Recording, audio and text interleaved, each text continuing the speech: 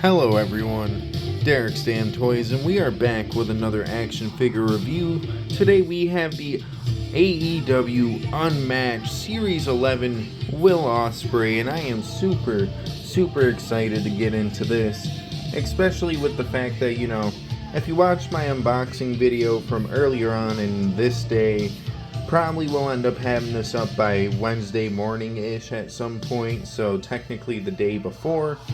But we got a little screwed with one out of our three figures. Thankfully, the last figure we reviewed came perfect. Let's see if Ringside will keep the pattern going because, really upset about that Elite Series 113 CM Punk basic pickup.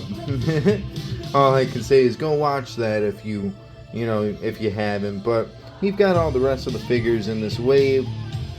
I'm kind of interested in the Darby Allin and the Bryan Danielson. The Sky Blue would be great. The Jay White would be kind of interesting. And the Sting, well, I'm not really a retro collector, but that Sting does look fairly cool. So, either way, why don't we just shut the hell up? Let's get into this Will Ospreay action figure review and get him out of his plastic prison now, shall we? Alrighty, you guys, now that we've got the Will Ospreay out of his plastic prison, I will say ahead of time now, sorry if you do hear my dog barking in the background. He's a little mad that he's not able to come into the room with me or into the room with his mother right now, so sorry if you do hear him barking in the background. You might not, though, I don't know. I also hope this music isn't too high either, so I'll turn it down a little notch. But as you can see, this Will Ospreay, he doesn't come with a bunch of accessories, but a bunch of useful accessories at that. We've got technically 3 different sets of interchangeable hands and 2 head scans. First things first, we've got the grappling hands, as I like to call them, because 9 times out of 10, these hands do not hold any weapons at all, let alone the microphones. We've got a set of fist hands. We've got a pointer finger hand, which, mind you, that finger looks very fucking long, but a pointer finger nonetheless. And then the main accessory, in my opinion, because, mind you, the finger accessory would be cool, but we did see that with the Ethan Page, so it's not something completely new. But what is this screaming Will Ospreay head scan, and I love the blonde nature in it. I also do appreciate how this actually does look like Will Ospreay for the most part. Though I will say, maybe it's just me, but his nose looks a little big or maybe broken. I don't know exactly how to put it, but the nose does look a little too big for the face. Maybe that's how his nose looks like, though. I'm not too sure.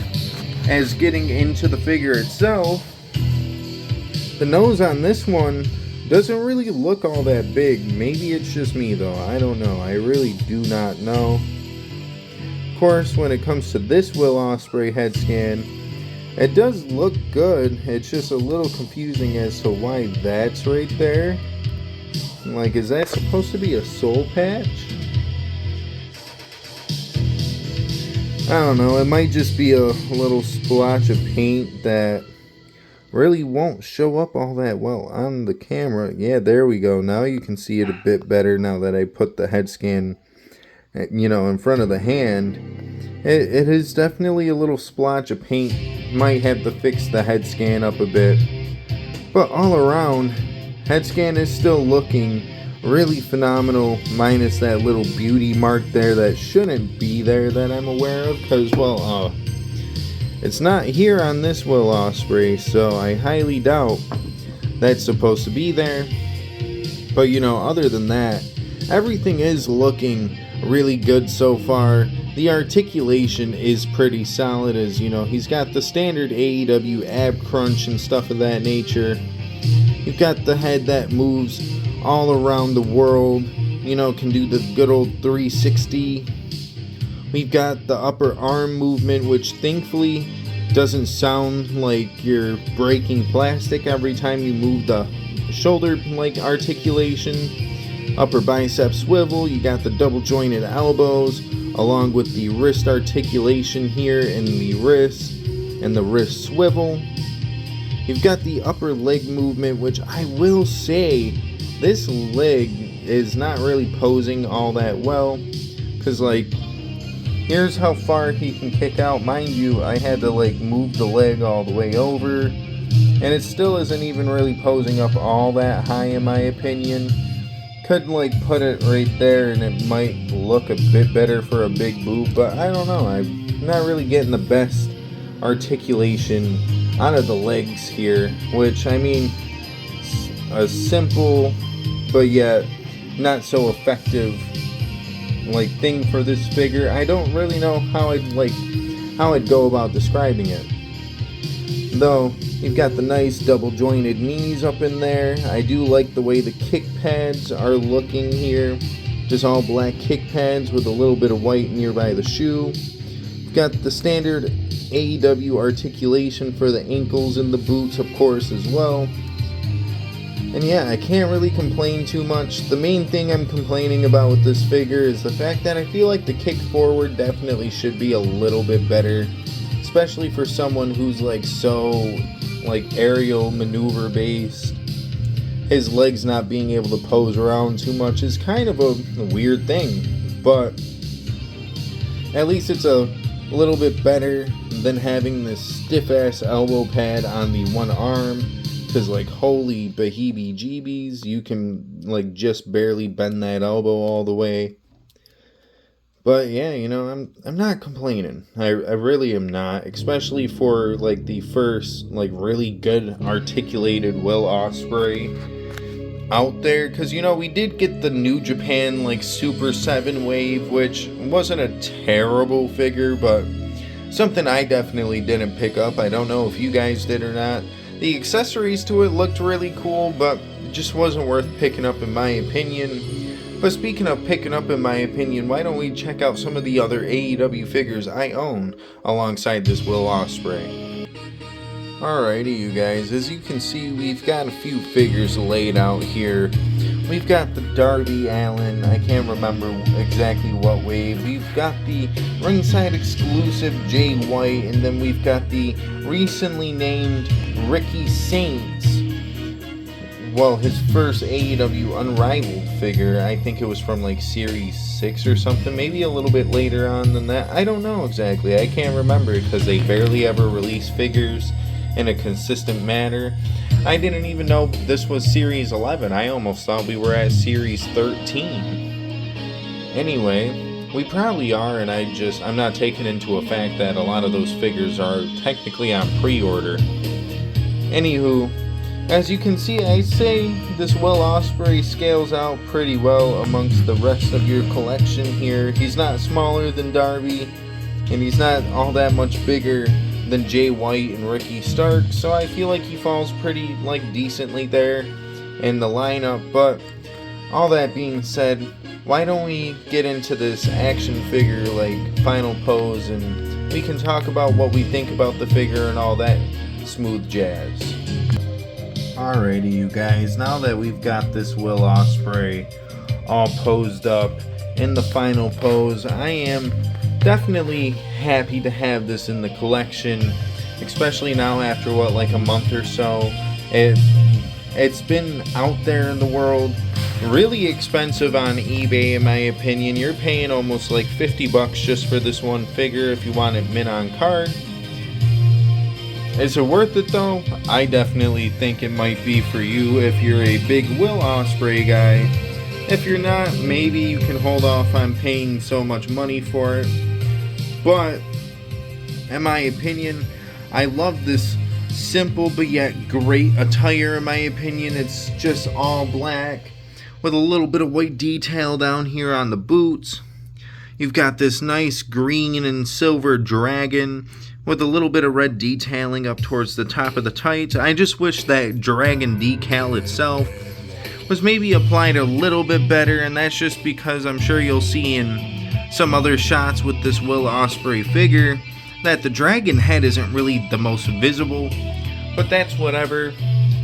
Alongside that, I don't know if he would have had him by the time that this gear, or well, when he wore this gear, when this gear was inspired.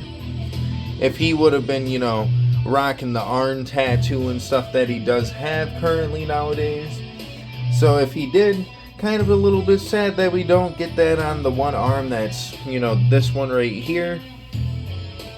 But yeah, all around, I can definitely say I am enjoying having the Billy Goat Will Ospreay finally in the collection, and who knows, maybe, just maybe, we may have to include Will Ospreay in the future bookings of Damn Defiant Wrestling as soon as we possibly can, just because who wouldn't want Will Ospreay in their action figure fed?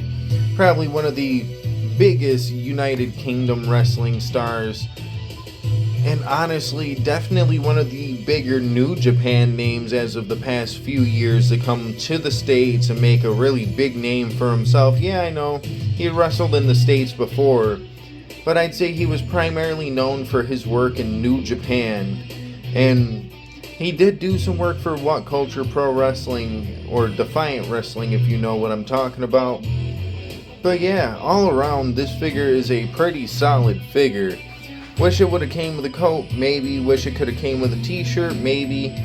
But honestly, having the extra head scan, if anything, maybe an extra set of hands would have done, like an extra set of open hands where, this hand would be open for a slap to the thigh for a super kick or something, because we love our thigh slappers here in the wrestling community. Sorry I'm yawning a bit. It's 10:35 at night as of me recording, so if I went over to my window right now, it'd be dark as shit outside. Probably why the lighting in here is looking so nice, even though natural sunlight can make for some of the better pictures. I have a bright, well, not bright, but I have a red curtain that makes it bright red up in here. I'm sure you guys may have noticed in the recent episode 14, what I'm talking about, because some of the matches had a little red highlight to them, and I did not do that on purpose, though I will say it definitely added something to the shots. Anywho, why don't I stop rambling and we can get into the action figure ranking, the scale of 1 to 10, the Dave Meltzer star rating, the 1 to Ospreay match in this case, not the 1 to Young Buck match, I guess we could say, because Will Ospreay has had a tremendous amount of 5-star matches, if I recall correctly. What does he have, 7 of them? I don't know, I don't really keep track of the Dave Meltzer star rating bullshit. In my opinion, his star ratings don't matter to me because my opinion may be different from his, and that doesn't mean that my opinion will collide against his, but his opinion's his opinion, and the fact that so many people regard him as this almighty savior in the wrestling community is weird to me. Anyway, at the end of the day, what would I rank this on a scale of 1 to 10 before I keep yapping my fucking gums off? Well, honestly, if I'm gonna give my most honest opinion about this, I am going to give this Will Ospreay a good, honestly, we'll give him a good solid 8 out of 10. He is a damn near perfect figure. He poses well. His legs aren't as bad as I thought they were initially. It takes a little bit of extra work to pose them the way you want them to, but honestly, these legs are posing pretty well for this Oz Cutter, for the Hidden Blade. I don't know why I called it the Oz Cutter. That's just the fucking Cody Cutter. Anywho, I think actually Ospreay used it first before I, flabber my gums a little too much and fuck up my wrestling knowledge here, but we've got the idea that, Will Ospreay has the second head scan. He's got a few interchangeable hands. And honestly, at the end of the day, when it comes down to it, that's a pretty good amount of accessories. I love being able to get a plain head scan like this, and then you've got an expression head scan like this. So now if you want to, you can have him screaming in the middle of a spot. You could have him staring blank face in the middle of a promo. You could have him screaming in the promo, whatever you want. You've got the best of both worlds here. The only thing that you don't really get out of, the whole world is like an entrance jacket or an entrance t-shirt or something of that nature that would make this figure stand out from the rest of it. Even if it was just a simplistic plastic duster, I'm sure people would have accepted it, because worst case scenario, you could cut the shitty plastic arms off the goddamn jacket. Anyways, though, we gave him a good solid 8 out of 10 for the star rate, for the 1 to 10 scale. Why don't we figure out what we're gonna give him on that star rating? And honestly, I think easily on the star rating, you could give him a good solid 4 out of 5, and you could just walk away from this scenario. But in my opinion, I think we're gonna give him a little bit more of a bump than what the 1 to 10 scale rating would be, just because I feel like the star ratings, you can kind of get away with that a little bit more. And with the star ratings, I am going to give him a 4.25 star out of 5 stars. He is almost a damn near perfect figure, like I've already explained. Just a couple of little things for mine that hold him back, like the little smudge here on the head scan that definitely shouldn't be underneath his lip there, if I recall. You've also got the little bit of stiffness that I'm not necessarily taking points away for, but if it does hinder articulation, it does at least take away a little bit of credit there. And well, I think that's pretty self-explanatory. And on that note, we can kind of wrap this thing up. So if you guys liked the video, feel free to like the video. And if you guys did not like the video, well, womp womp, I guess. But if you did like it, feel free to go check out some of my other action figure reviews. Earlier on in the day, I guess about 10 hours ago, we had just put out a Top Picks Cody review in the gunmetal blue gear, as I want to say a lot of people recognize it. So feel free to go check that out. We did do an unboxing video that went terribly wrong, as mentioned earlier on in this video. Feel free to go check that out. Along with our most recent Pick Fed episode, we've got episode 14.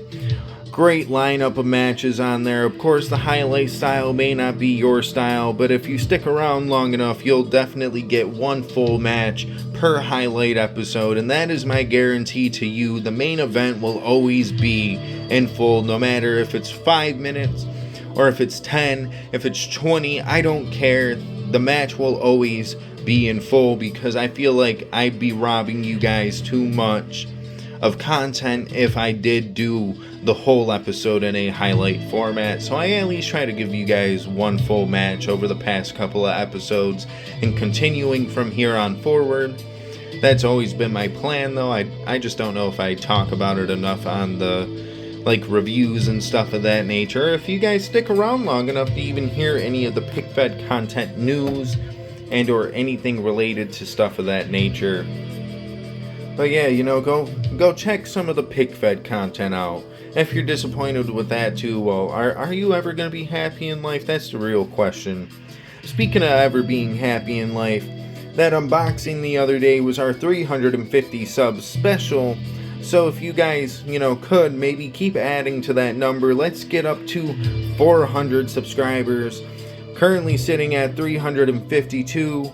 So, keep that number going up, baby. I can only thank and appreciate you guys for every little thing you do, whether it's like it, sub, do whatever you guys gotta do. Hell, even follow me on Instagram if you'd like to. Just remember, I'm not hitting you in the arms of the angels. You don't have to donate anything or whatever. It's all free up on YouTube. I don't have a Patreon or anything where you can donate money, though I probably should start something up like that, because I feel like maybe if I could get a few people to pay, even if it's 50 cents a month, that 50 cents would at least inspire me a little bit more, on top of all the subbing and the liking and commenting. But man, fuck all that. Too much work. I don't care enough.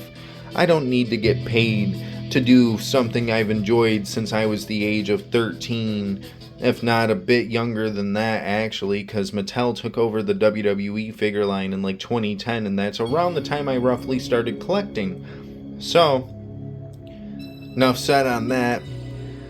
On that note, I've got everything I've needed to say said, so have a good rest of your day, night, evening, whatever the case may be, I don't know, because I'm not in your time zone. But if I were, would you scam me on an Elite 13 CM Punk action figure? Huh? Would you?